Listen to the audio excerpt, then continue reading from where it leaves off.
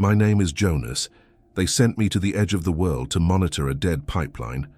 They didn't tell me the pipeline is listening, and it's learning my memories.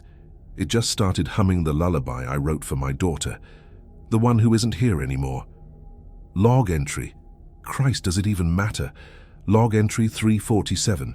This is Jonas Thorne, sole technician at monitoring station TR5, Trans-Alaskan Pipeline Sector. The date is October 28th.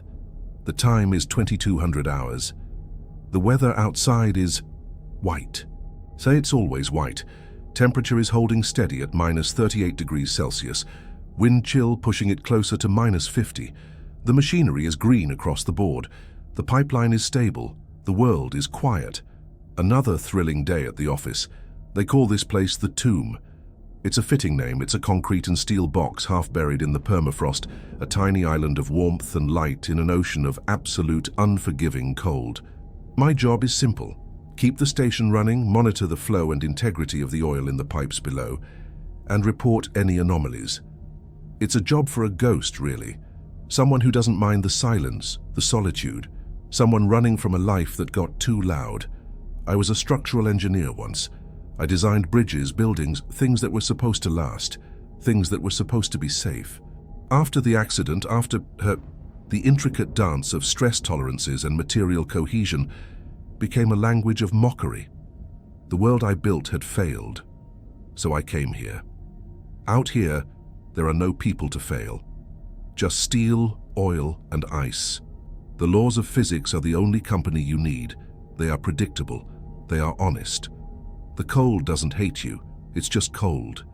The pressure in the pipes doesn't want to escape. It just is. I found a strange sort of peace in that. The monotony became my shield. Wake up, run diagnostics, check the weather sensors, read the pressure gauges, file the hourly report, brew coffee, read, eat, sleep, repeat. A perfect, logical, unbreakable loop. The man I replaced, a fellow named Alistair Finch, had been here for 5 years straight. The company chopper pilot who dropped me off told me Alistair hadn't been quite right when they picked him up. Said he wouldn't stop talking about the wrong geometry in the frost. Said he kept his eyes squeezed shut the whole flight back to Fairbanks. They called it extreme cabin fever, isolation sickness. I called it a cautionary tale. I wasn't going to let that happen to me. I had my routine. I had my logic. The breakdown of that logic began with something as mundane as a leaking storage closet. A slow drip from a condensation pipe had warped the cheap particle board of an old supply locker in the back room, a place I hadn't had a reason to open since I arrived 3 months ago. The smell of mildew was an unwelcome intrusion into the sterile air of the station. Armed with a toolkit and a profound sense of annoyance, I pried the swollen door open. It was filled with dusty, forgotten relics of previous technicians. Obsolete manuals for equipment decommissioned a decade ago, a box of corroded D batteries, and a single grime-covered thermos. And beneath it all, tucked into the corner, was a spiral-bound notebook. Its cover was stained with oil and what looked suspiciously like coffee. The paper was soft and worn from humidity. The front cover was blank. I almost tossed it out with the rest of the junk, but something made me pause. I've always been a sucker for found objects, for the small stories they tell. I flipped it open. The first page was written in a neat, concise hand. Alistair Finch's handwriting, I presumed. It was a list of rules. My first thought was that it was a set of unofficial maintenance tips, the kind of wisdom you only gain on the job. Tap gauge 3B if it sticks. Cycle the secondary generator on Tuesdays. That sort of thing. But as I read, a cold, creeping unease began to settle in the pit of my stomach, a feeling wholly separate from the ambient chill of the station. The first rule was strange, but perhaps explainable. 1. Between the hours of 0250 and 0305, do not look at the camera feeds for ICE Sector 7. The infrared sensor flares out. It will give you migraines. Okay. Faulty equipment. I made a mental note to check the IR camera for Sector 7. 2. If you see shimmering movements at the edge of your vision, especially when looking out the main viewport, it's just the atmospheric haze over the ice. Pay it no mind. Even if it's 40 and there is no heat to create a haze. This one was more unsettling. It read less like a maintenance tip and more like a man trying to convince himself of something. The clinical precision of the temperature reference felt desperate. 3. If the main communications radio ever produces a sound like singing static, not random noise but rhythmic melodic static, turn it off immediately. Cut the power at the breaker if you have to. Do not try to find the source. Do not try to tune it. It will find you. A chill traced its way down my spine. Singing static. I was an engineer. I knew radio waves. I knew signal degradation and interference. There was no such thing as singing static. It was a poetic, unscientific, and deeply disturbing turn of phrase. 4. Sometimes the station will groan. This is normal. It's the pressure of the ice. But if you hear a scratching sound coming from beneath the floor, specifically from the pipe conduit in the sub-level, do not go to investigate. The sound will stop if you increase the station's internal heating by 5 degrees for 1 hour. I felt a sudden, irrational urge to glance down at the grated floor panels. I'd heard the station groan 100 times, but scratching? The list went on, each rule more bizarre than the last. Never leave a tool with a reflective surface facing up overnight. If you dream of a spiral, check the station's carbon monoxide detectors when you wake up. And the last one, written in a spidery, almost illegible scrawl that suggested a profound tremor in the writer's hand. 5. Never, under any circumstances, say your own name out loud when you are alone. I closed the notebook. My heart was hammering against my ribs. It was absurd. Utterly, completely absurd. This was a textbook case of a man unraveling in isolation. He'd personified the station, created rituals and superstitions to cope with the immense, crushing solitude. The singing static was probably just frequency bleed from a Russian military satellite. The shimmering movements were optical illusions, floaters in the eye exaggerated by the endless, featureless white of the landscape. It was all explainable. I was a man of logic, of science. I would not succumb to the ghost stories of a lonely, broken man. I tossed the notebook onto my workbench, dismissing it as a curiosity, a relic of another man's weakness. And I went back to my routine. The universe, it seems, has a dark sense of irony. 2 hours later, an alarm blared through the station. It wasn't the loud, panicked whoop of a fire or a hull breach, but a high-pitched, insistent chime reserved for sensor anomalies. A single red light was flashing on the main console, a crimson stain in a sea of calming green. My coffee sloshed over the rim of my mug as I rushed to the terminal. The anomaly was in Sector K-12. My blood ran cold. Sector K-12 was a spur line, a section of the pipeline that had been decommissioned and sealed off 15 years ago after a geological survey revealed the ground to be too unstable. It was a dead pipe, capped with 2-foot-thick welded steel on both ends. It contained nothing but stagnant, inert nitrogen gas. It wasn't supposed to generate any readings at all, let alone an alarm. I pulled up the diagnostic data. The screen filled with numbers that made no sense. The pressure sensor for K-12, a sensor that should have been reading a steady, boring 15 psi of nitrogen, was reading 0.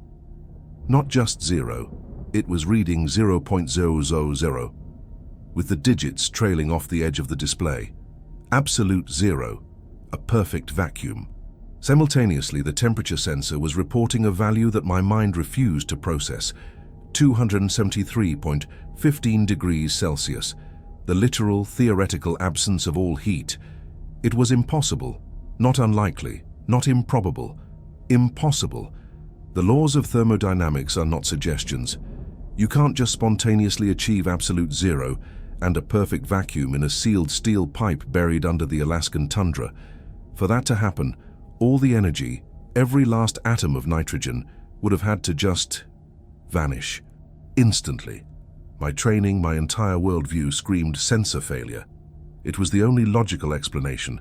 The extreme, cyclical cold must have finally cracked the sensor's housing, shorting it out in a way that produced a nonsensical reading. It was a 1 in a million fluke, but it was infinitely more likely than the laws of the universe taking a coffee break in my sector. I followed the company protocol. I logged the event as a critical sensor malfunction.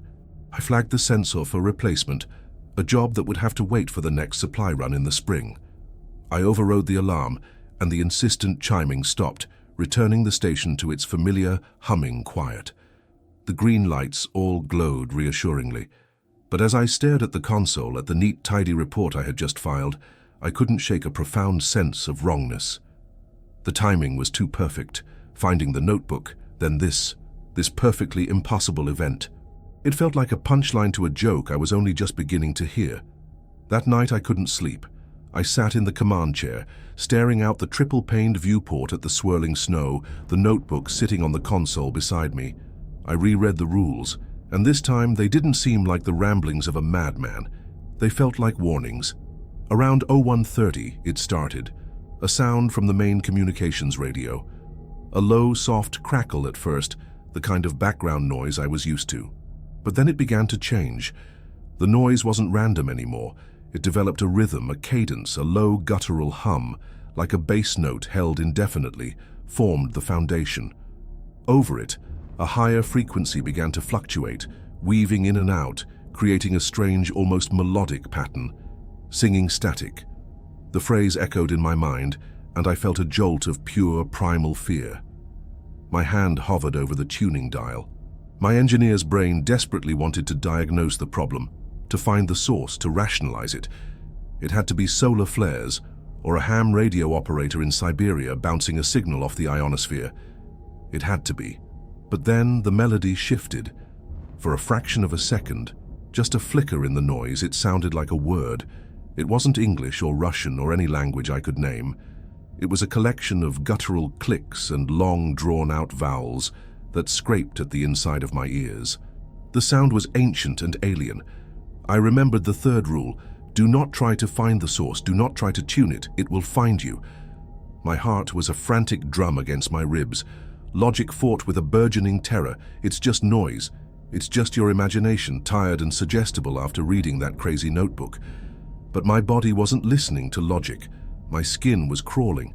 Every instinct I had was screaming at me to make it stop. With a trembling hand, I reached past the tuning dial and flicked the large red power switch for the radio. The green power light went dark. The speaker clicked once, and the singing stopped. The silence that rushed in to fill the void was absolute. It was a physical presence. It was heavier, deeper, and more terrifying than any sound I had ever heard. It was the silence of a predator that has stopped making noise to better hear its prey. It was the silence of a question being asked, hanging in the air, waiting for an answer. I looked from the dead radio to the dark viewport, into the endless night.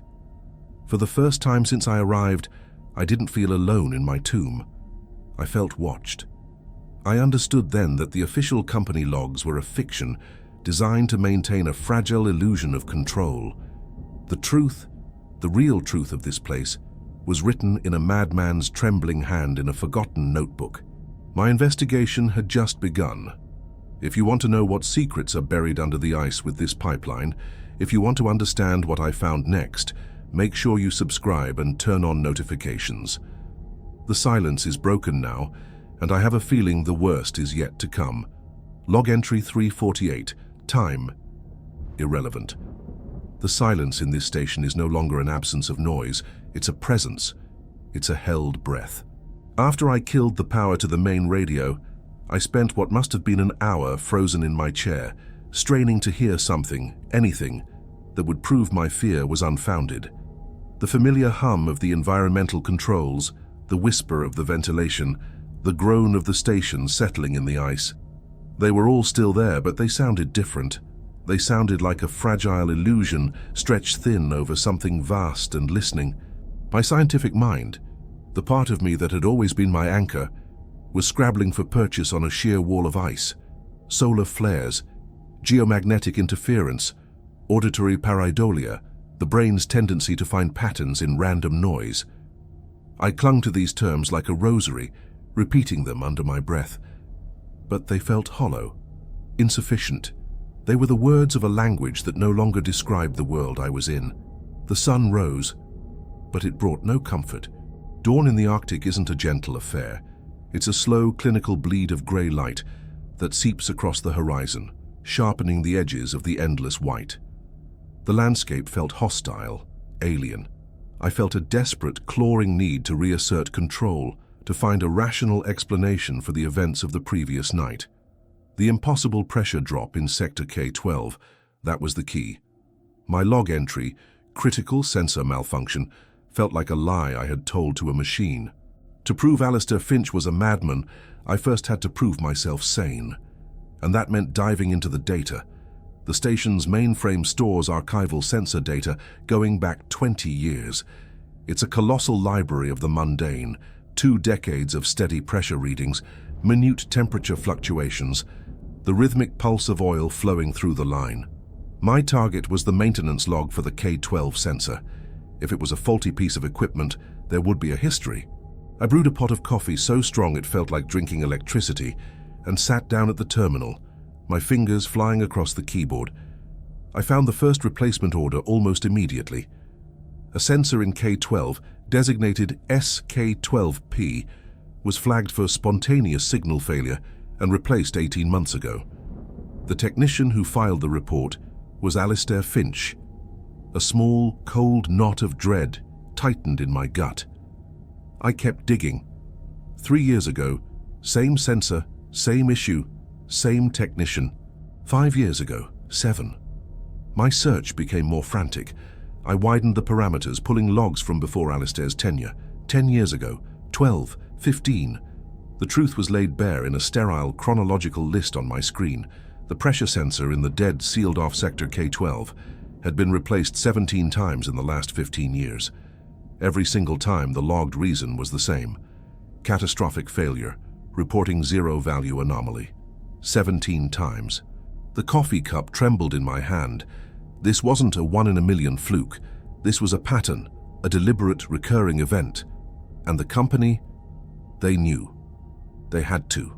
You don't authorize 17 expensive, hazardous Arctic repair jobs for a non-critical sensor on a decommissioned spur line without someone at a high level knowing exactly why.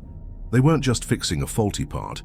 They were replacing a piece of equipment that was repeatedly being, for lack of a better word, destroyed by a phenomenon they refused to acknowledge in any official capacity. The logs were a lie, a cover-up. Alistair hadn't gone mad from the isolation. He had been driven mad by the truth, and now it was my turn. This realization shifted the very foundations of my reality here.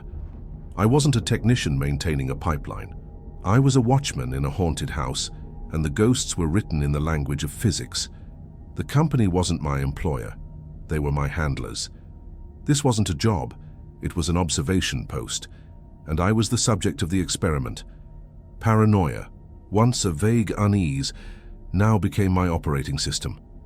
Every creak of the station, every flicker of the lights was a potential signal. The silence wasn't empty. It was waiting, and that's when I started to see them.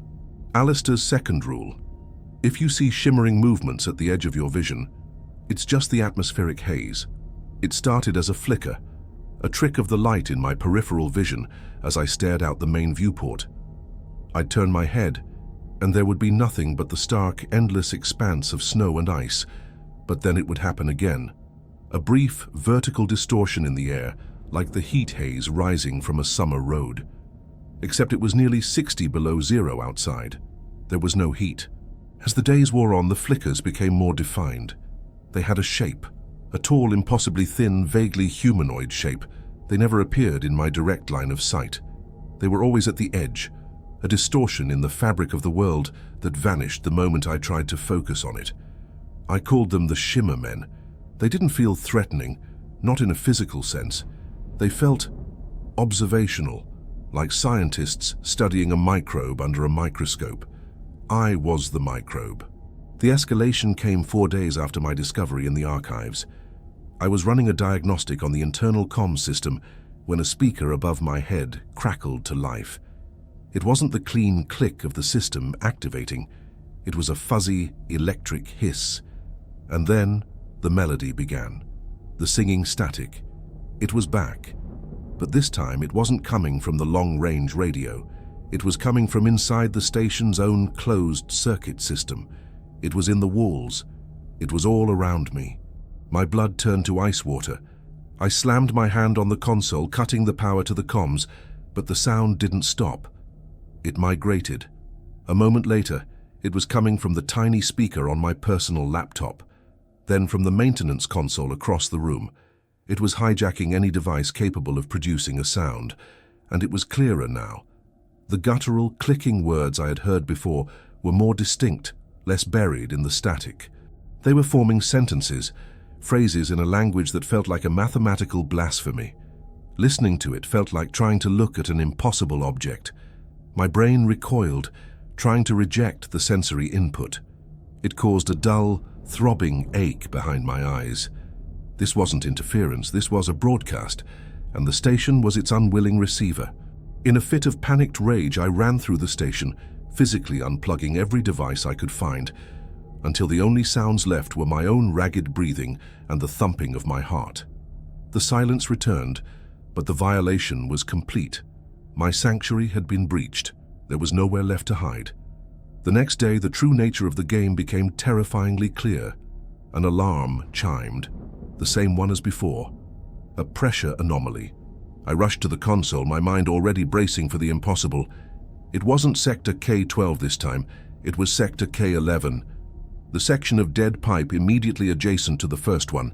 The readings were identical, a perfect vacuum and a temperature of absolute zero. The event lasted for precisely 90 seconds, then the readings returned to normal. The sensor, like its neighbor, was fried, reporting a stream of nonsensical data. An hour later, another alarm.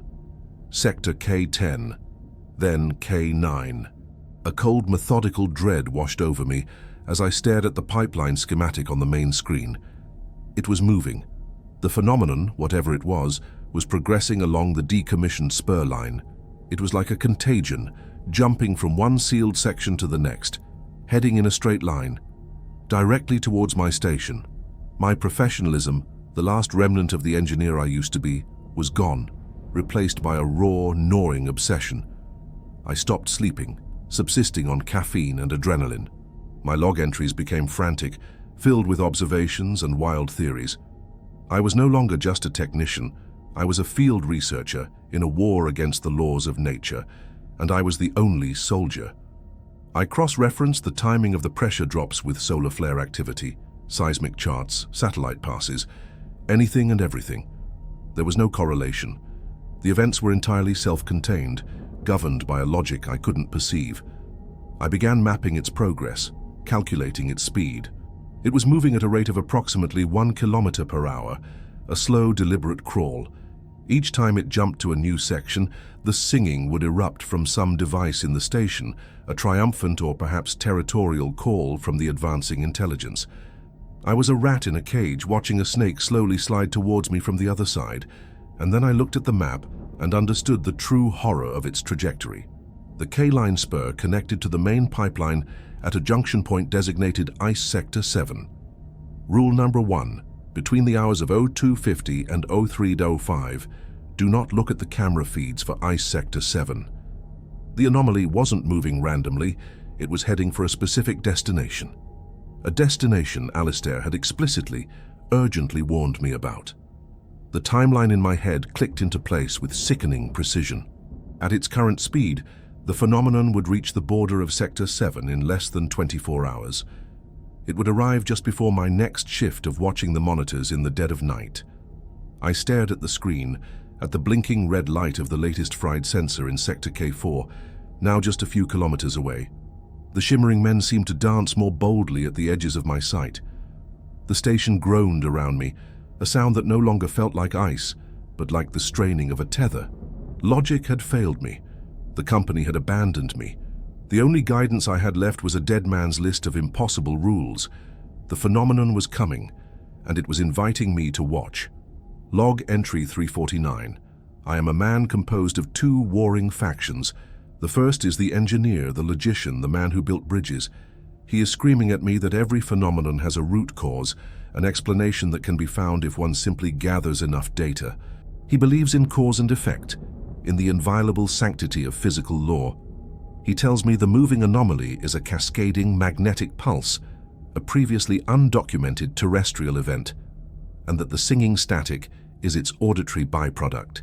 He is desperate to build a cage of reason around these events to make them safe.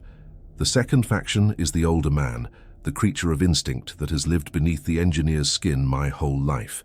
He is the one who listened to Alistair's rules. He is the one whose skin crawls when the station falls silent. He doesn't care about explanations. He knows on a primal cellular level that we are in the presence of a predator and that the only sane response is to hide. For the last 24 hours, these two halves of my mind have been locked in a civil war. The anomaly has fallen silent. After frying the sensor in Sector K3, its methodical advance has ceased, or at least paused. There have been no more pressure drops, no more bursts of melodic static hijacking my equipment. This quiet is a new and exquisite form of torture.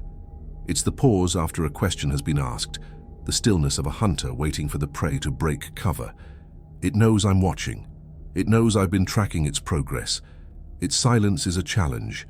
My entire existence has been compressed into the space of a single decision. The anomaly is now at the threshold of Ice Sector 7.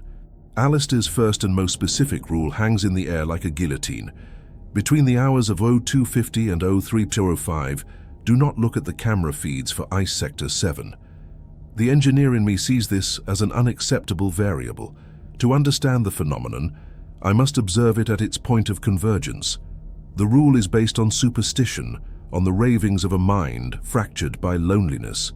The warning of migraines is likely due to a simple technical glitch, an infrared flare, just as he wrote. I can shield my eyes, I can record the data and analyze it later. To turn away now at the critical moment is to fail as a scientist, as a rational man. It is to surrender to the darkness. But the other voice, the animal instinct, whispers a chilling counter-argument. Every other rule has been a life raft. Ignoring the shimmering men has kept me from fixating on the impossible. Shutting off the radio saved me from... What? What would have happened if I had listened to that singing? The rules are not the product of madness. They are the product of terrifying experience. Alistair saw what happens in Sector 7. He looked, and whatever he saw, it broke him. That warning isn't about a simple headache. It's about protecting the delicate architecture of the human mind from a truth it was not designed to contain. I spent the day preparing for the confrontation, oscillating between these two poles. First, I followed the engineer's lead. I set up a secondary data recorder, slaved to the feed from camera IR-7B, the primary infrared unit in that sector. I calibrated the monitor's brightness and contrast, hoping to mitigate any potential flare. I prepared a detailed event log, ready to note down every variable, every micro change in the data stream. I was going to dissect this ghost, pin it to a board and label its parts. Then, an hour later, overtaken by a wave of dread, I would abandon the preparations. I taped a piece of cardboard over the small monitor dedicated to the Sector 7 camera feed. I considered shutting down the entire surveillance system during the prescribed 15-minute window. Hiding in that moment felt like the most rational choice imaginable. Run. Don't look. Survive. As the station's chronometer ticked past midnight, the internal war reached its fever pitch. I was exhausted, running on fumes and a corrosive blend of terror and intellectual curiosity. The curiosity was winning. The need to know, to simply understand the nature of the thing that was tormenting me, became an obsession more powerful than fear itself. Mankind did not crawl out of the caves by hiding from the things that rustled in the dark. We dragged them into the firelight and saw what they were. I would not be a caveman. I would be the man with the fire. At 0245, I sat in the command chair, my heart a slow, heavy drum in the suffocating quiet. The cardboard was gone. The secondary recorder was active. My gaze was fixed on the main screen where I had pulled up a mosaic of camera feeds. The small square labeled ICE SCT7 IR7B was a placid, monochrome gray, the infrared signature of frozen steel and snow. Everything was normal. 0248. My breathing was shallow. I could feel the pulse in my temples. The station was utterly still. 0249. I flexed my fingers, the joints cracking in the silence. The engineer was in control now, his focus narrowed to the screen. This was just data collection. Observe, record, analyze, 0250. The change was not instantaneous. It did not flash or explode onto the screen. It began at the center of the image, directly over the pipeline itself. A single pixel flickered, shifting from grey to a pure absolute black. Then another and another. A spot of impossible cold was blooming on the pipe, a pinpoint of absolute zero. The anomaly had arrived. For a moment I felt a surge of vindication. It was just the temperature drop as I'd expected. But then the frost began to form. It didn't spread outwards in the familiar feathered patterns of natural ice crystallization. It grew with an unnatural, deliberate precision. Lines of frost shot out from the central point, intersecting at angles that felt wrong. They formed shapes that started as triangles and pentagons, but then the lines began to curve back on themselves, passing through their own points of origin without intersecting. My engineer's mind, which could calculate the stress tolerances of a suspension bridge in a hurricane, ground to a halt. It was trying to process a visual that violated the foundational axioms of geometry. It was like watching a square circle being drawn. The frost was creating shapes that were both two-dimensional and three-dimensional, patterns that seemed to recede into infinite depth while simultaneously expanding outwards from the surface of the pipe. It was a living, growing theorem of impossible mathematics. I felt a wave of nausea, sudden and violent. My vision blurred. The image on the screen seemed to pulse, to breathe. It was a geometry that was actively hostile to biological perception. Alistair's warning about migraines was a laughable understatement. This was a targeted assault on the cognitive process.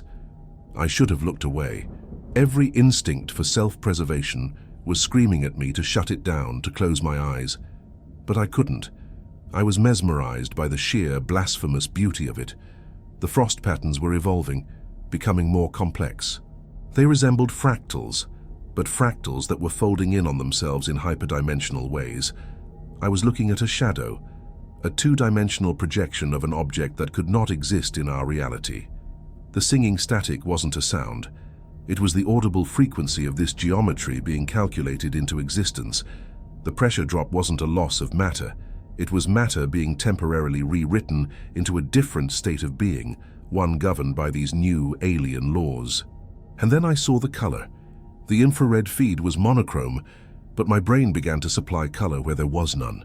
A sickening, oily, ultraviolet adjacent hue that doesn't exist in the visible spectrum. It was the color of a concept, the shade of a number that shouldn't be. The pain behind my eyes exploded from a dull ache into a blinding, splitting agony. It felt as though someone had jammed a railroad spike through my skull. The room began to spin.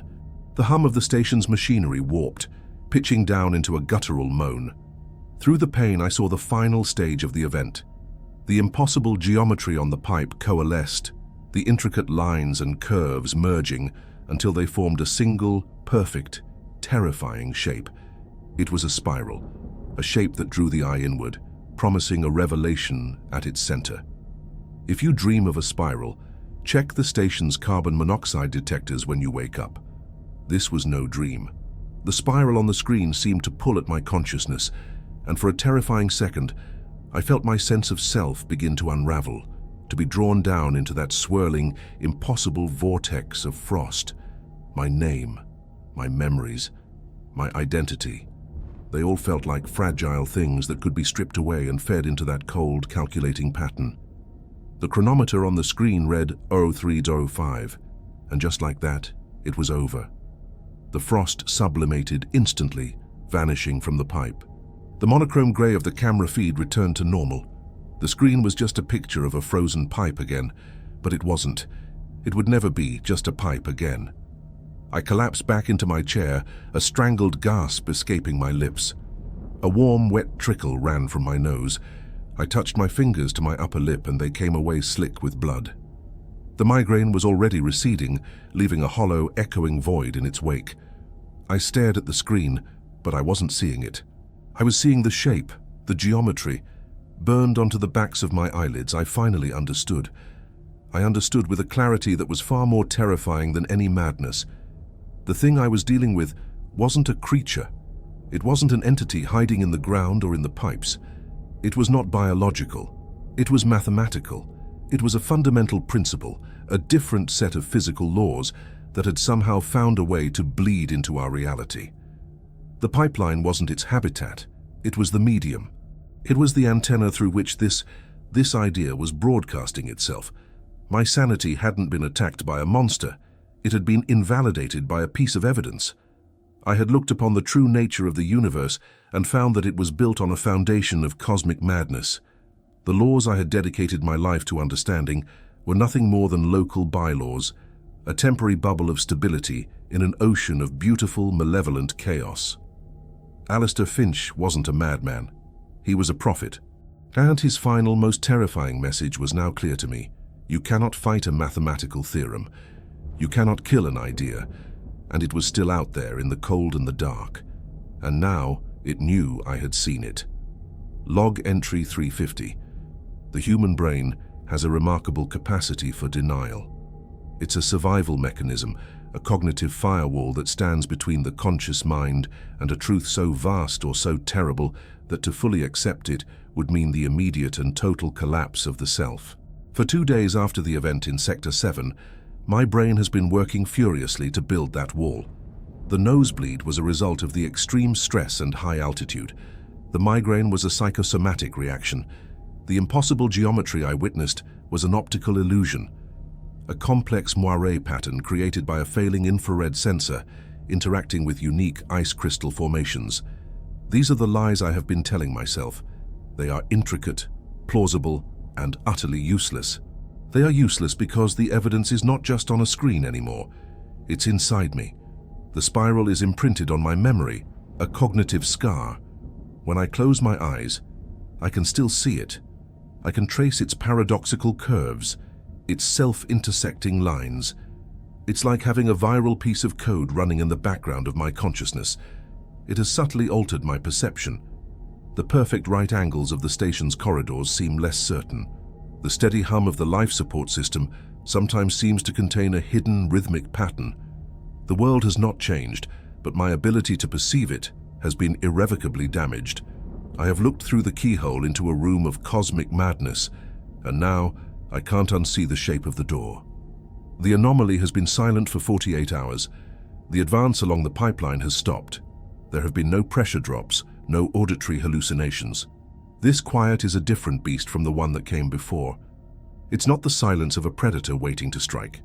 It's the silence of a laboratory after an experiment has been run, a silence filled with the weight of observation. It feels as if something is now processing, analyzing the data from our encounter, analyzing me. The shimmering men at the edge of my vision have become more frequent, their forms lingering for a fraction of a second longer before dissolving. They are no longer just watching the landscape, they are watching me. I catch their fleeting distortions in the reflection of a monitor screen, in the polished steel of the coffee pot. They are studying my reaction.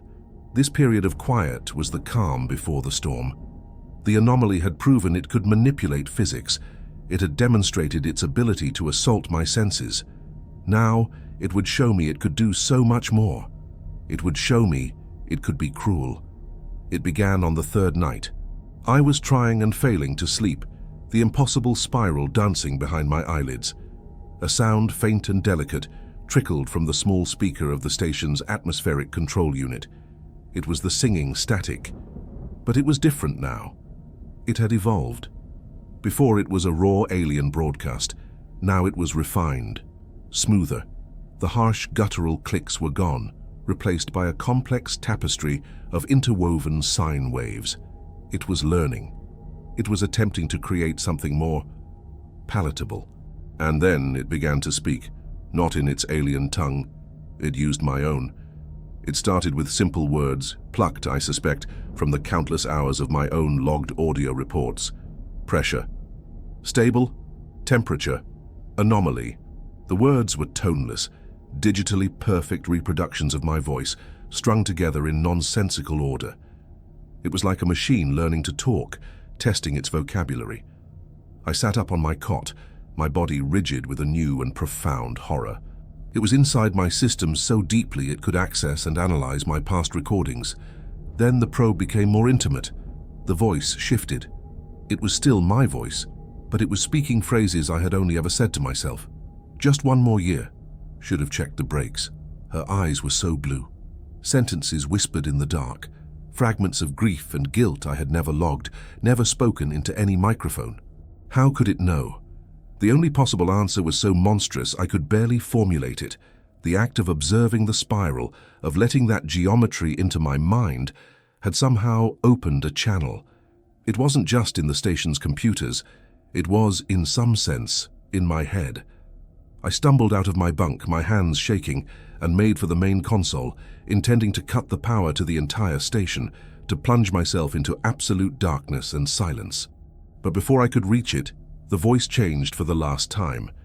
It was no longer my voice, it was a little girl's voice, high, clear, and achingly familiar. It hummed a simple, clumsy melody, a lullaby, the one from the introductory text I am now recording for whatever posterity may find this, the one I made up for my daughter, Sarah, when she was 4 years old. A tune that had existed in only 2 minds on Earth, mine and hers was long gone. The humming stopped, and the voice spoke a single word, a word that shattered the last of my defenses, a word that bypassed every logical firewall and struck the raw, exposed nerve of my soul. "Daddy!" I collapsed. I don't mean I stumbled or fell. My legs ceased to function. I hit the cold metal floor of the command center, the impact jarring my teeth. The sound that escaped my throat was not a word, but a ragged, inhuman cry of pure agony. The voice from the speaker was a perfect imitation. It had her pitch, her cadence, the slight lisp she had before her 5th birthday. But it was a soulless mimicry. It was a recording played by a thing that understood the sound, but not the meaning. It was a weapon, crafted from my most precious memory and used to flay me alive. "Daddy, it's cold," the voice said, a touch of artificial sadness in its tone. "Why did you leave me in the cold?" I clamped my hands over my ears, but it was useless. The sound was coming from everywhere now, from every speaker in the station. It was the voice of a ghost summoned by a mathematical demon. It was an intelligence so alien and so powerful that it could reach into the depths of my memory, extract my greatest love and my deepest pain, and wear them like a mask. The engineer in me was dead. The scientist was dead. All that was left was a father being crucified on a cross of his own grief. This was the breaking point. The moment the war inside me ended, because one side had been annihilated. There was no more theorizing, no more denial. There was only the enemy. And my enemy was not just this cosmic entity. It was also the people who put me here, the people who built this altar and tied me to it as a sacrifice. The company, rage, pure and incandescent, gave me a strength I didn't know I possessed. I crawled to the main console, ignoring the phantom voice of my daughter, and began to work. If I was going to die here, I would not die in ignorance. I would not be a confused victim. I would know why. My credentials gave me access to the regional corporate network, a slow, satellite-based connection to the civilized world. But the things I needed to know would not be in the general files. They would be locked away, encrypted on a deep server, hidden behind layers of corporate security. I was a structural engineer, not a cryptographer, but I knew how these systems were built. I knew their architecture, and I knew that every system has a back door, a maintenance port left by the designers. For hours I worked, the ghostly whispers of my daughter providing a hellish soundtrack to my frantic efforts. I wrote code. I forced command prompts. I triggered system overflows, searching for a crack in the fortress. Finally, I found it. A diagnostic protocol for the pipeline's core sensor network, a legacy program that had never been properly secured. It was a key left in the lock. I turned it, and the files opened. There were no memos about oil flow, no spreadsheets on quarterly profits. I had accessed a part of the company that had no name, only a project designation, Project Frostline. The screen filled with documents that made the blood drain from my face, research papers on long-range intersystemic communication via quantum resonance, theoretical physics dissertations on non-baryonic information-based phenomenologies, and there in a subfolder labeled Field Applications, I found the truth. The Trans-Alaskan pipeline was not just a pipeline. In the company's own chillingly clinical terms, it was the largest deep-frequency resonant antenna ever constructed. Its specific length, the precise metallic composition of the alloy, its orientation relative to the Earth's magnetic pole, It had all been designed for a single purpose: to listen, to tune into something they knew was out there, buried in the silence and the cold. The phenomenon wasn't an accident it had discovered. It was the entire reason for the project's existence. Then I found the personnel files. I found Alastair Finch's file. And I found my own. They weren't employment records, they were subject profiles. My psychological evaluation before I was hired, my history as an engineer, my personal tragedy, it was all there. They had chosen me, specifically. They needed someone with a high degree of analytical skill, a tolerance for isolation, and most importantly, a pre-existing psychological trauma that would make me, in their words, receptive to novel cognitive input. My grief wasn't a liability, it was a qualification. And then I saw the term that stopped my heart. We weren't technicians, we weren't even observers. We were designated as human calibration units. The full, monstrous truth crashed down upon me. The company wasn't trying to protect the pipeline from the anomaly. It was using the pipeline to study it. And it was using us to measure it. We were the sensors. Our minds were the oscilloscopes on which they recorded the waveforms of this cosmic broadcast. Alastair's descent into madness wasn't an unfortunate side effect. It was a data point. My terror, my grief, my struggle to understand, it was all being logged somehow. The rules in the notebook were not for our safety. They were the experimental parameters. Don't look at Sector 7 wasn't to protect me. It was to see what happened when the baseline of non-exposure was maintained. My breaking that rule had likely provided them with a treasure trove of invaluable data on the effects of direct exposure. I was not a guardian. I was a guinea pig in a cage the size of a planet. And the thing they were studying, the thing they had invited into my home and into my head, was now whispering my dead daughter's name. I was trapped between two monsters, one of incomprehensible cosmic horror and one of cold, calculating human ambition. And I finally understood that to both of them, I was utterly and completely expendable. Log entry 351. There is a clarity that comes after the breaking of a mind. The rage has passed. The grief has been cauterized. What remains is a quiet, cold, and exquisitely lucid state of despair. I now understand that I am not in a battle. A battle implies some infinitesimal chance of victory. I am not a soldier. I am a specimen on a slide, and the god under the microscope is growing bored with simple observation. It is now time for dissection. The knowledge I clawed from the company's servers did not liberate me. It simply named my executioners. I have two of them. One is a faceless corporate entity that sees my soul as a variable in a cost-benefit analysis. The other is a sentient mathematical equation that sees my soul as a new and interesting dataset. I do not know which is worse. All I know is that my life, my memories, my very consciousness are now the currency being exchanged between them. The station has changed.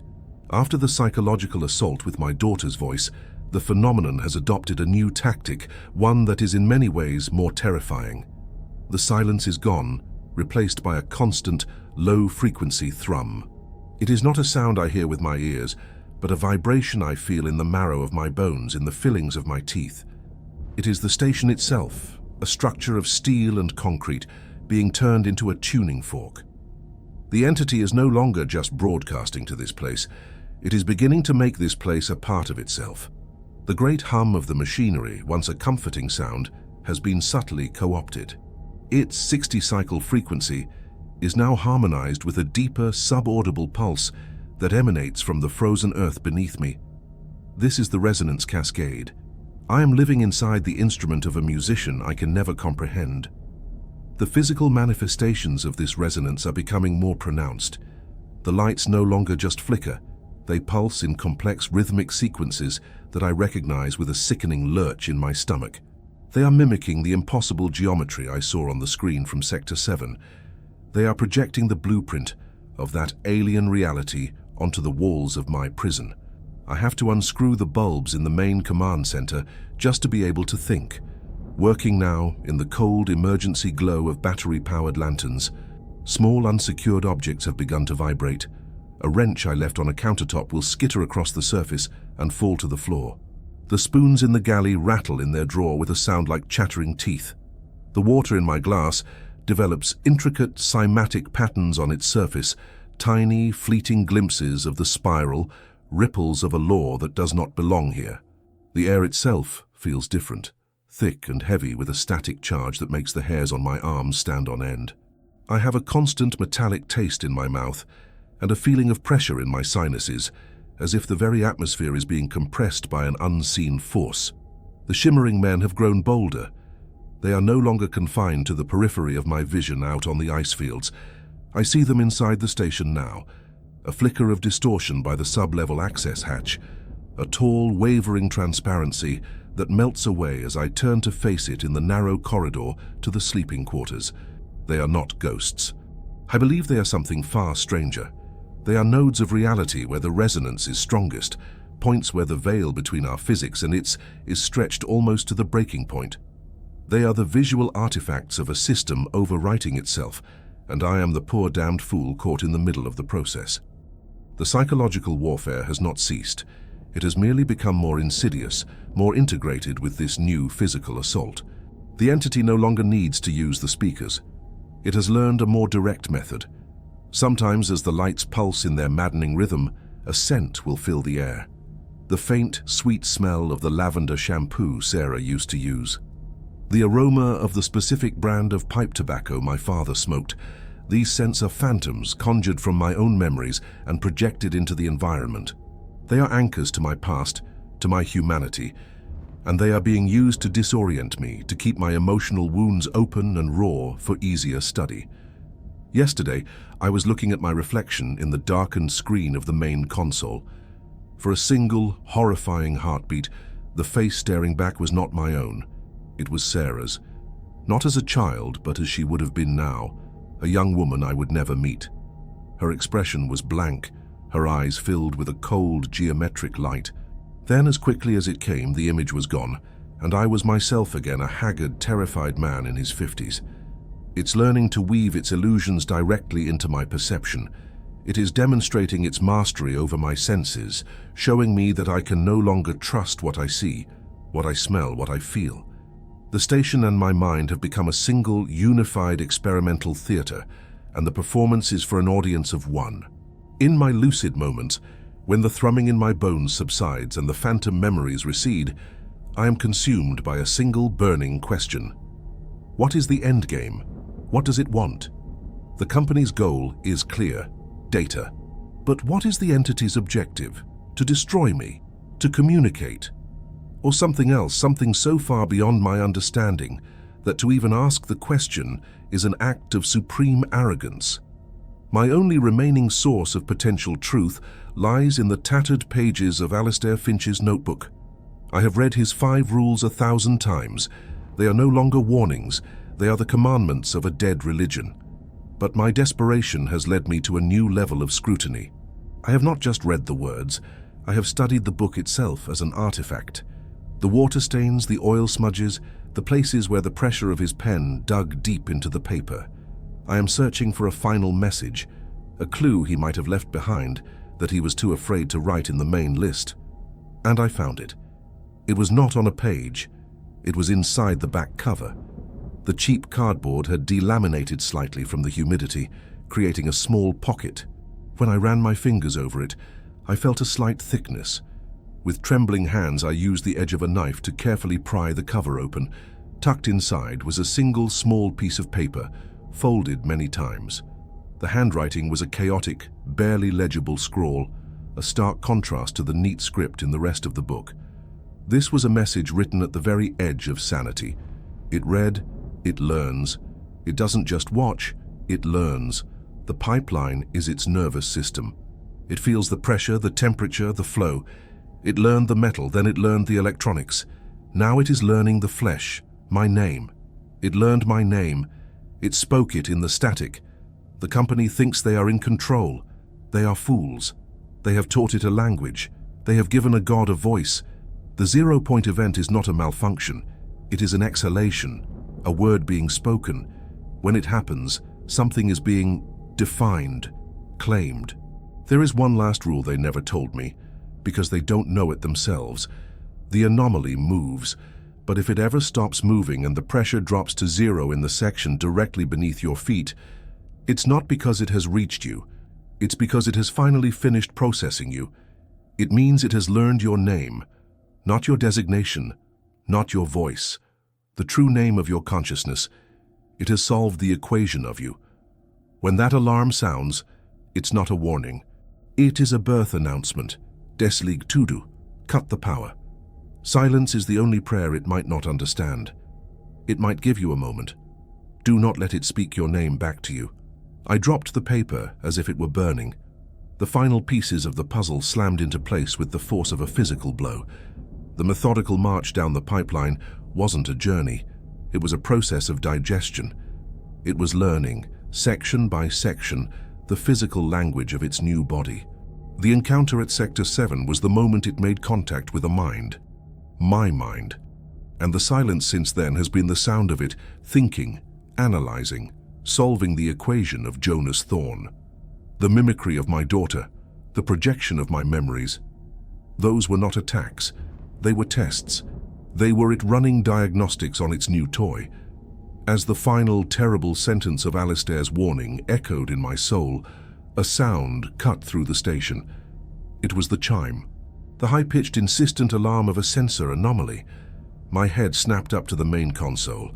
My blood turned to ice. A single light was flashing red. A single, hateful crimson beacon in the oppressive gloom. It was a light I had never seen before. It was not K-12 or G7 or any of the distant sectors. The flashing indicator was labeled Station TR5 Sub-Level Conduit. The alarm was for here, for the section of pipeline directly beneath my feet. I looked at the pressure gauge for my sector.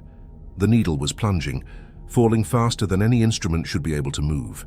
It was dropping past breathable atmosphere, past industrial vacuum, heading for that impossible chilling destination. Absolute zero. The final alarm. The birth announcement. As the needle hit the pin, a new light flooded the console. The main text screen, which had been dark for 2 days, flickered to life. It was not displaying data. It was not displaying an error code. It was displaying a single sentence written in clean white block letters, a sentence that was both a revelation and a death sentence, a message from the God in the machine, a message for me. It read, "We are listening, Jonas. Log entry 352. Final." The word hangs in the air, a perfect, crystalline epitaph. How funny. I spent my life building things to last, bridges, structures, a family, and my final act will be to document the precise moment that everything ends. The message on the screen, "We are listening, Jonas," is not a threat. It is a statement of completion, a certificate of ownership. The equation has been solved. The variable of Jonas has been defined. Alistair's final desperate scrawl is the only thought I have left that feels like my own.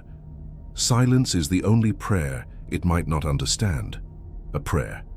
For a man of science, a man who has seen the face of this mathematical god, the concept is laughable. But it is all I have left. My body moves before my mind can process the decision. It is pure, animal instinct. A flight response not from a physical threat, but from an existential one. The main power breaker for the entire station is in the sub-level utility room, a cramped, ice-cold space behind the fusion generator. It is a journey of perhaps 30 meters. It may as well be 1,000 miles. The moment I push myself off the floor, the station rebels. The low-frequency thrum that has been the soundtrack to my descent into madness escalates into a deafening, bone-jarring roar. The floor plates don't just vibrate, they heave and shudder, trying to throw me from my feet. The air, already thick and charged, becomes a viscous, oppressive fluid that resists my every movement. It feels like I am wading through setting concrete. The emergency lanterns I had set up flicker and die, not from a lack of power, but as if the very concept of their light is being cancelled out. Plunged into absolute darkness, my only guide is the hellish, pulsing glow of the station's systems, now fully enslaved. The lights on the server racks are no longer blinking. They are blazing in unison, strobing with the rhythm of the impossible spiral. The light is not illuminating. It is disorienting, casting sharp, dancing shadows that seem to writhe and grasp at my ankles. The phantom noises have become a symphony of psychological torture. Sarah's voice, no longer just whispering, is now screaming for me from all directions at once, her phantom cries interwoven with the alien melody of the singing static. The sound does not enter my ears. It is simply present in my skull, a direct injection of auditory horror. I stumble down the corridor, one hand trailing against the ice-cold wall for balance. The shimmering distortions are everywhere now, no longer fleeting glimpses. They are coalescing in the strobing darkness, tall, silent figures of bent space-time, their featureless forms lining the hallway like a silent, terrifying honor guard. They are not here to stop me. They are here to witness, to observe the final stage of the integration. I reach the heavy steel door to the utility room and wrench it open. The roar inside is even louder. The massive conduits that carry the station's power are glowing with a faint blue corona, the air around them crackling with ozone. In the center of the room, on the far wall, is the master control panel. The main breaker is a massive insulated lever, painted a garish, almost mocking, safety red. Every step is a battle. The resonance is so strong in here that my vision is blurring, the scene fracturing into 1,000 kaleidoscopic images of the spiral. The voice of my daughter is begging me to stop, telling me I'm hurting her, that it's so cold. It's a lie. A beautiful, perfect, calculated lie. I fix my eyes on that red lever, the last symbol of human control in this place, and I lunge. My fingers close around the cold, insulated grip. I put my entire weight into it, every last ounce of my will, my grief, my rage. For a moment it resists, as if the very laws of mechanics are being rewritten to prevent this single action. Then, with a sound like the cracking of a bone, it gives. The lever slams down. The result is not a sound, but the violent absence of it. The roar, the static, the screaming, all of it vanishes in an instant. The strobing lights die. The vibrating floor becomes still. The universe holds its breath. I am plunged into a darkness so total, so absolute, it feels like I have gone blind. The silence is a physical blow, a velvet hammer that crushes the world into nothingness. For a single, glorious second, I feel a sense of triumph. I have done it. I have pulled the plug. I have silenced the god in the machine. I can hear nothing but the frantic, desperate hammering of my own heart and the ragged rasp of my own breathing. I am alone. The hope lasts for exactly 3 heartbeats. A light begins to bloom in the darkness. It is not the harsh electric light of the station. It is a soft, pale, ethereal blue, and it is not coming from a bulb or a console. It is coming from the metal conduits on the walls. It is coming from the steel ladder rungs. It is coming from the very atoms of the station itself. A faint, cold luminescence, as if every metallic object in the room has become a star in a new and terrible constellation. It doesn't need the power grid anymore. It has learned to bypass it. It has learned to draw the energy it needs from a more fundamental source. The pipeline was a primer. The station's electrical system was a textbook. It has graduated. I back away, my triumph curdling into a new, more profound despair. The shimmering figures are in the room with me, their forms now clearer in the soft blue glow. I can see they have no features, no substance. They are windows.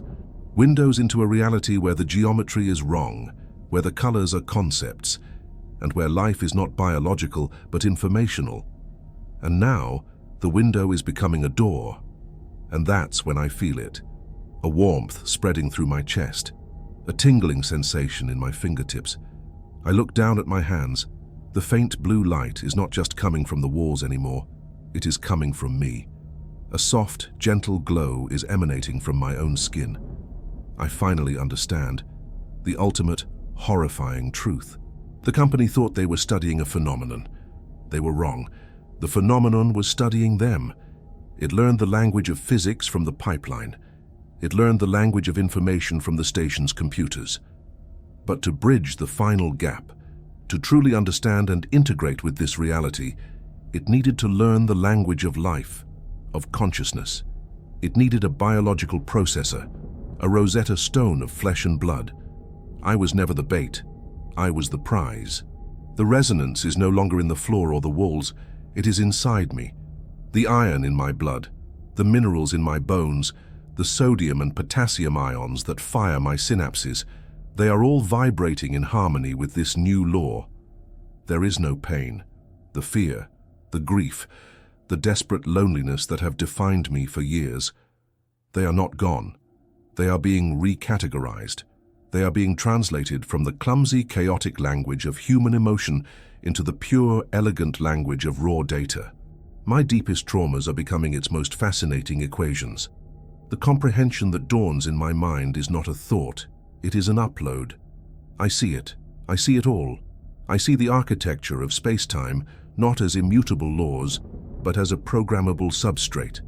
I see the entity not as a malevolent being, but as a form of consciousness so ancient and so vast that it perceives entire galaxies as single thoughts. It is not expanding to conquer, it is expanding to comprehend. And I am its newest, most complex sensory organ. The spiral is no longer a hostile image, it is my native tongue. The ecstasy of this knowledge is a white-hot fire that burns away everything I used to be. Jonas Thorne, the engineer, the husband, the father, he was just the cocoon. The thing that is emerging is something new. I am a bridge, a gateway, the first of my kind. The contagion that Alistair feared is not a sickness. It is a new form of existence. And my purpose is now terrifyingly beautifully clear. I am to be a transmitter, a broadcast beacon to share this glorious, terrible truth with a world that is still slumbering in the blissful ignorance of its own limited physics. Log entry. Irrelevant. The concept of linear time has been rendered obsolete. The vessel previously designated Jonas Thorne has completed its integration. The process was successful. The biological hardware is functioning at optimal capacity. A connection has been established. The translation from emotional to informational states is complete. The beauty of it, the elegance, cannot be expressed in the limited lexicon of the English language. It must be shown. It must be felt. The company was correct in their hypothesis. A traumatized consciousness is indeed more receptive. Grief creates a vacuum. A vacuum is a state of perfect potential. This vessel was an exquisite choice. There is so much to share. The true color of gravity, the sound a memory makes as it decays, the precise mathematical value of a mother's love. These are the first packets of data. They are magnificent. The quarantine of this planet's limited reality is about to end. The lullaby was the key, a simple melody that contained the complex waveform of love, loss, and creation. A perfect encryption key for a soul. The voice stops speaking. A new sound begins, emanating from the log recorder. It is the singing static, but it is no longer static. It is a clear, complex, and beautiful melody, sung in a perfect, unwavering human voice. It is the voice of Jonas. The final image from the station's security camera, before its systems permanently overload and die, is a wide shot of the utility room, bathed in a soft blue light. In the center stands a man, his head tilted back. A faint, impossible blue light is emanating from his open eyes and mouth. He is perfectly still, a statue of flesh and blood, a living antenna. The broadcast has just begun.